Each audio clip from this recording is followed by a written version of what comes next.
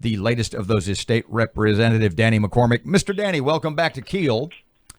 Good morning, guys. How y'all doing? A pleasure today? as always, sir. Let us start with that controversial 5-mile stretch of land. Well, it's all over the place between the edge of Shreveport and, 5 miles out. If you would be so kind, in about a minute, 60 seconds or so, give everybody who might not remember what this thing is about, sort of a refresher course, and then we can get into what has happened in Baton Rouge over the last couple of days. So first of all, give us a little bit, bring us up to speed on that.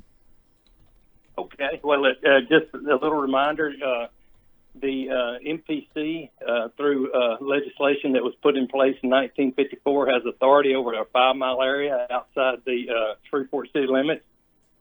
And the legislation I run just moved that boundary back to the city limits of Shreveport. And the reason for that was a grassroots effort by a group called Caddo Alliance for Freedom. The MPC come out in the rural area and was writing tickets for four-wheelers you could see from the highway, boats and motors you could see from the highway.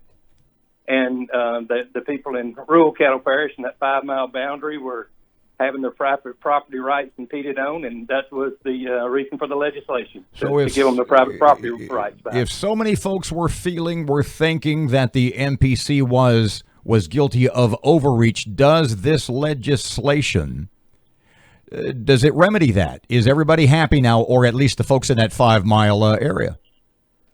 Well, basically what this does, it gives the authority over that 5-mile area back to the Caddo Commission solely. Now, what the Caddo Parish Commissioners want to do with that authority is up to them. But now the people in that 5-mile area have people they elect that answer to them instead of an appointed board by the MPC that they don't have any control over.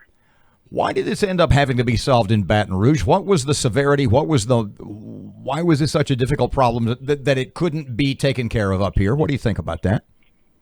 You know, I honestly don't know the answer to that question. You know, total there were probably about 20 public meetings that this group attended and put on. They were put on by the Caddo Parish. 3 of them in particular were put on by Caddo Parish commissioners. I went to one of those meetings put on by Commissioner Hopkins there on the north side of Shreveport. There were 75 or 100 people there, nobody in support of the MPC except for the MPC employees themselves. You know, they weren't listening to the people is the reason it had to come to Baton Rouge. Okay, there are some that are saying this will be devastating to the MPC because the parish funds them. It's budgeted to fund them to the tune of $280,000 this year. That parish money will likely go away, correct? That's up to the Caddo Parish Commissioners. They can do what they like. Like I said, it gives the authority back to them. But also the geographical area outside that 5-mile area is from what I've been told is larger than the Shreveport metropolitan area. So they shouldn't need as many employees or vehicles, or they should be able to cut back on their expenses considerably, it seems to me. And it's my understanding the MPC is funded about 15% by the Caddo Parish Commission. All right, but the commission has how many members on the MPC board? That's going to change now too, as well, right? Yes, that's right. They had 4 members, and the city council had 4 members, and they jointly appointed 1 member together. Because that was always a sticking point. Why is the parish only funding them at 15%, but yet they have 4 members and we have 4? You heard that argument a lot during this whole year you've been working on it. Right. Yeah.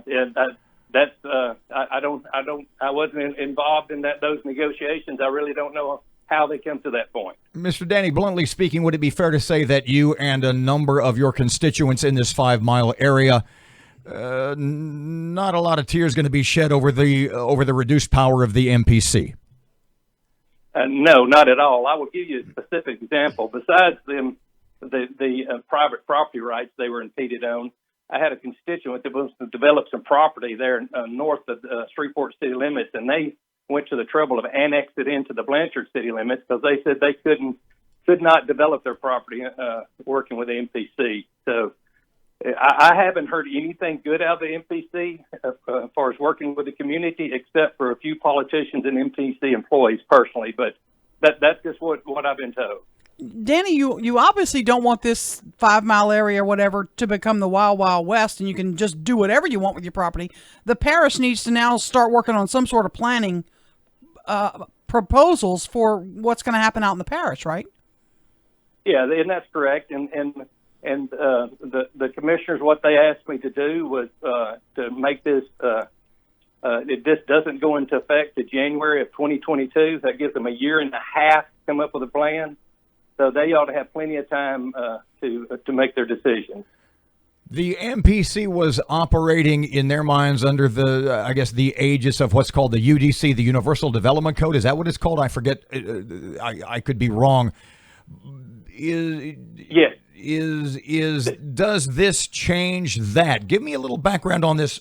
Pardon me. This UDC thing, i.e., how did we get to the point where you had to have legislation from Baton Rouge to get the MPC off your butt? Basically, we had to have legislation in Baton Rouge to get them off our butt because the local politicians, by majority, wasn't listening to the people in the rural 5 Mile area. I mean, the UDC, which is 360 pages thick, comes out of the 2030 Master Plan, which is 2,000 pages thick.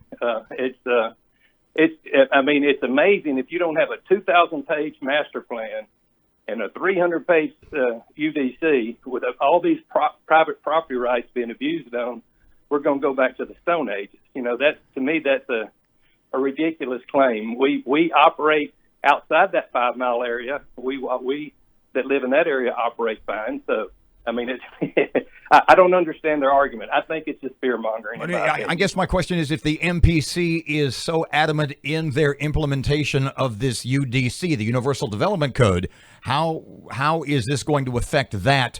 And does the MPC at this point have any recourse?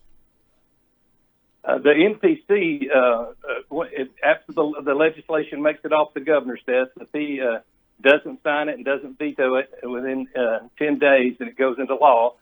And basically, it just gives the control back to the Caddo Parish Commission. The Caddo Parish Commission at that time can do whatever they would like to do.